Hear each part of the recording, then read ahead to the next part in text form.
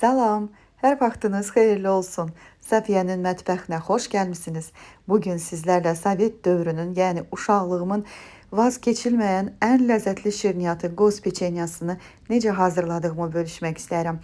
Qeyd edim ki, bu şirniyyat mütləq bütün bayram süfrələrində süfrəmizi bəzəyib. Bunun üçün qabımıza 2 ədəd yumurtanı əlavə edirəm və üzərinə stəkanın 4də 3-ü qədər şəkər tozunu əlavə edib, üzərinə çay qaşığının 3də 1-i qədər duzu əlavə edirəm və bunların hamısını yaxşıca tam həll bir-birinə qarışıb yumurta köpüklənənə qədər çırpıram. Yəni bu hardasa bir 2 dəqiqənizi, maksimum 3 dəqiqə vaxtınızı aparacaq. Baxın, mən sizə göstərirəm. Yəni bu cür köpükləndikdən sonra artıq daha çox çırpmaq ehtiyac deyil.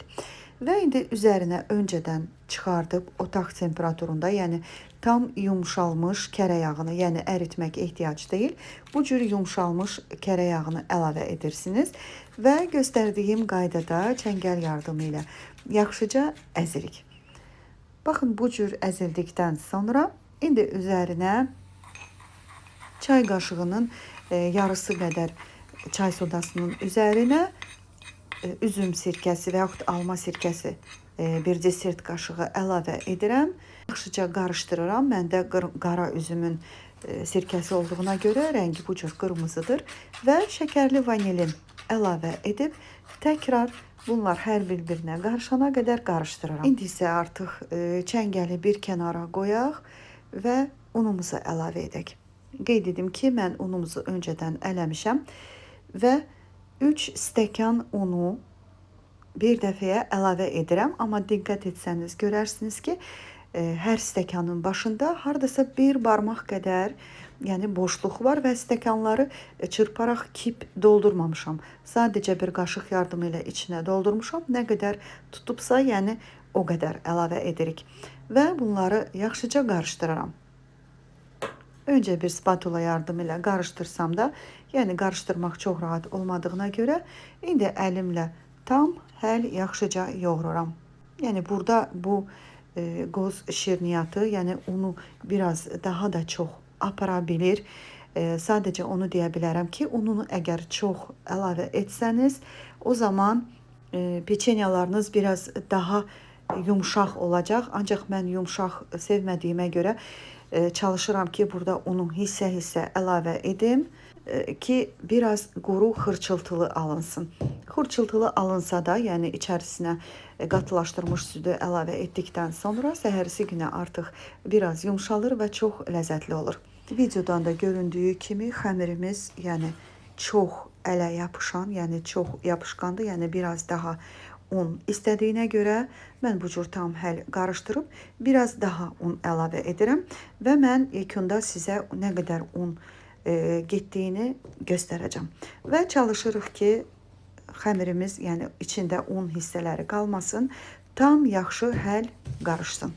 Mən xəmiri yaxşı qarışdırdığım müddətdə siz əgər videolarımı bəyənirsinizsə, bəyən düyməsinə basmağı və bununla da mənə dəstək olmağı unutmayın. Dəstək olan hər kəsə təşəkkür edirəm.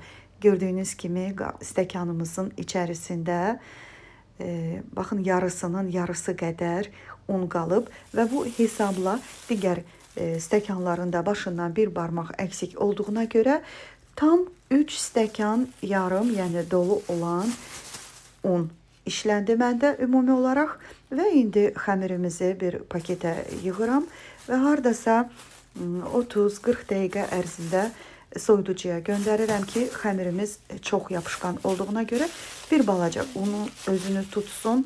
Yəni unu çox əlavə edib yapışqanlığı aradan götürmürəm ki, xırçıltılı alınsın, bayaq da qeyd etdiyim kimi. Ona görə mütləq soyuducuda gözlədirik. Və yarım saat 40 dəqiqə sonra artıq xəmirimizi çıxardıram və hissələrə ayırıram. Deməli, mənim bişirəcəyim qab Sovet dövrünün qabı olduğuna görə ən xırda ölçülü qabdır və mən bunun üçün 6 qramlıq xırda yumru kündələr hazırlayıram. Ancaq bəzi aparatlarda, yəni qozların ölçüsü biraz daha iri olduğuna görə Bəzən 7, bəzən 8 qramlıq kündələr də apara bilər. Ona görə özünüz gərək bir dəfə hazırlayıb artıq müəyyən edəsiniz ki, sizin aparatınıza yəni nə qədər xəmir qoymaq lazımdır. Ancaq mən 6 qramlıq kündələrdən tuturam. Yəni əgər bu cür kündə tutmasaq, o zaman xəmirlər biraz iri olduqda, yəni daha çox kənar hissələrə çıxır və biraz daha çox itkiyə gedir. Ona görə bu cür tərəzi ilə hazırlamaq yəni çox rahatdır. Gördüyünüz kimi mən 6 qramlıq 6-6 hesablayaraq kündələri tutdum. Və indi bu cür yumrulayıb forma verirəm. Və hamısını eyni qaydada 6 qram olaraq ölçüb hazırladım. Və bu miqdar xəmirdən 6 qram hesabı ilə məndə 146 ədəd hissə və 73 ədəd qoz peçenyası alındı.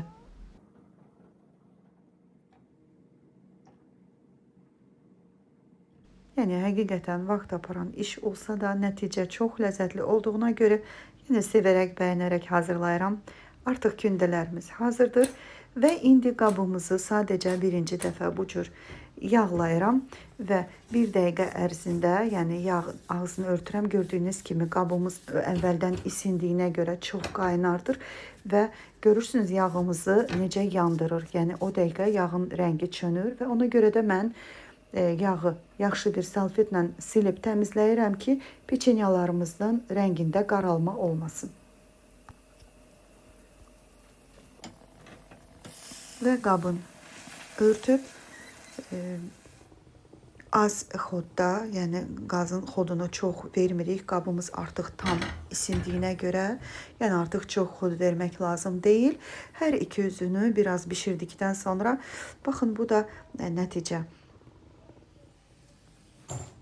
Və mən bu cür hamısını qabdan, yəni qətiyyən bu reseptlə hazırlasanız qabınızda yapışma halları olmayacaq. Sadəcə birinci dəfə, ilk dəfə çox yaxşı isitməlisiniz. Və artıq mən hamısını hazırladım. İndi isə keçək qozumuzun, yəni artıq kənar hissələrinə çıxan çıxıntılarını təmizləməyə.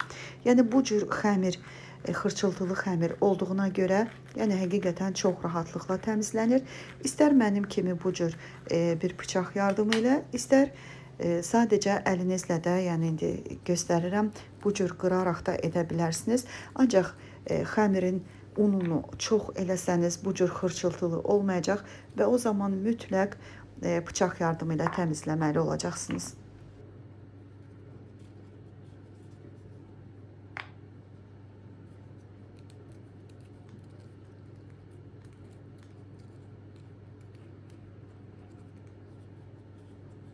Mən artıq hamısını eyni qaydada bu cür təmizlədim.